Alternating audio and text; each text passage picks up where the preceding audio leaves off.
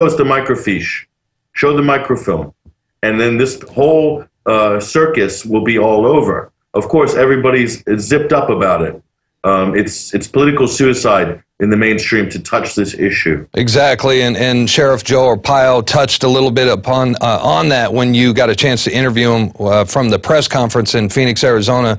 We're going to run a clip of that right now, and this is Arpaio as he talks about the media blackout surrounding the Barack Obama birth certificate scandal. The majority of politicians don't even want to talk about it, Republicans and Democrats.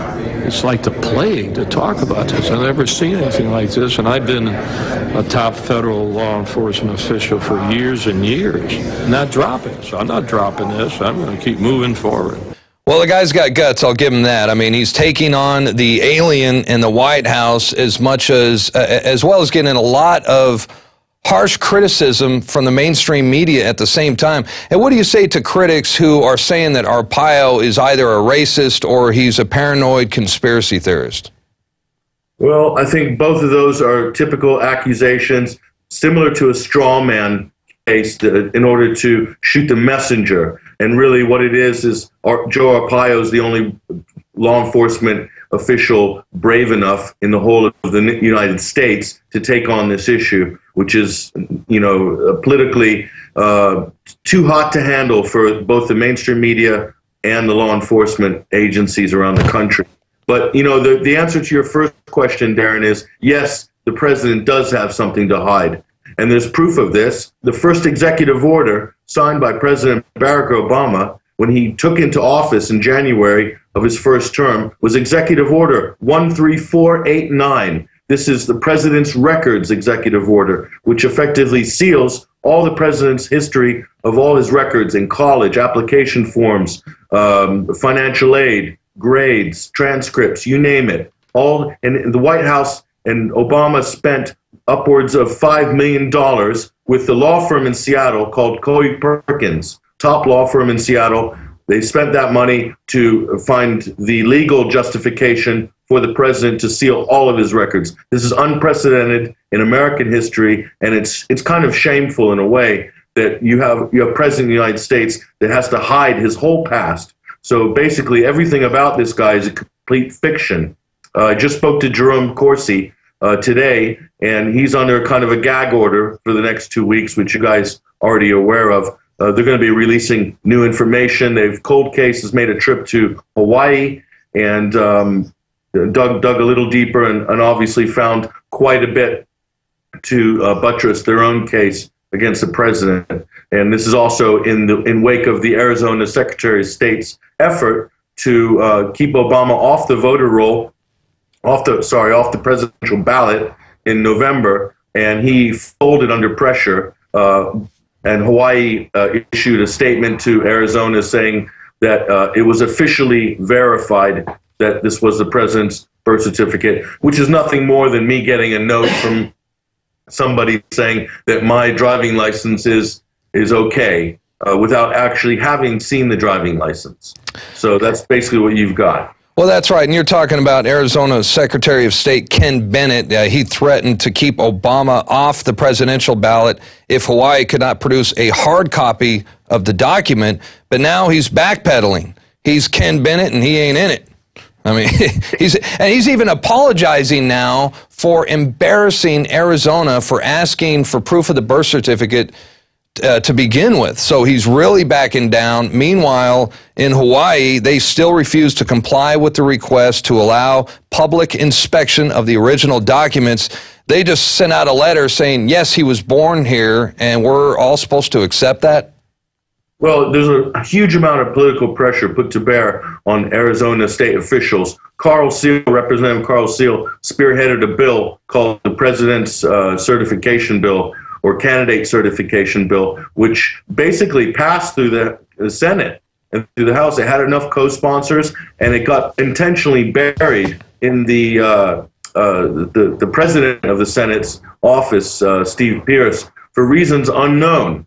Now, you can imagine from the governor right down the chain, Arizona has a lot of dealings with the federal government right now. There's a DOJ lawsuit over SB 1070 was in the Supreme Court. You've got the federal government is withholding approximately $4 billion in money that it owes the state of Arizona for looking after the border and taking care of illegal immigrants and incarcerating them, and you name it. They owe that money. And so you can imagine the White House is holding a gun to the head of Arizona. And Bennett, it's not unlikely in these situations he would have got a warning either through back channels or whatever. Oh, sure, sure. I feel he changed his mind suddenly for good reason, or for some reason, I'm sure. Back to the birth certificate, the actual document, it's an obvious fake. It's amateur at best. And, you know, the PDF file was released last year by the White House. Anyone could download it. And, you know, it didn't take us but a few minutes before we, here at INFOWARS, we put it into, you know, Illustrator, Adobe Photoshop, and immediately you could see that there's multiple layers on there. You can move these layers around. So again, and not to take anything away from Arpaio and his team of investigators, but this was about as simple as an investigation can get, you know, and were they surprised when they saw what an amateur job this was? What was their reaction? Well, you know, Mike Zula was the head of the investigating team. 20 some odd years experience in law enforcement on the state level and I believe the federal level. But he was shocked by what he found because they did work hours and weeks testing and retesting. They went to multiple experts to get second, third, fourth opinions on this flimsy version of a birth certificate that they put up on the White House website. So they were surprised, but you know, there's so much going on with this federal government. It's absolutely unreal.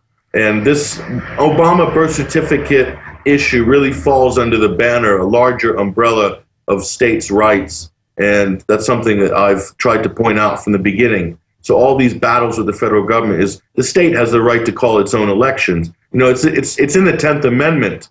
You know, it's part of the Bill of Rights. You know, the power is not granted to the federal government nor prohibited to the states by the Constitution, are reserved to the states or the people. It's as simple as that. If the people of Arizona want to take Obama off the presidential ballot because they don't believe he's qualified, then they have a right to. Now, in Florida, there's 180,000 illegal immigrants that have been found on Florida's voting rolls, okay?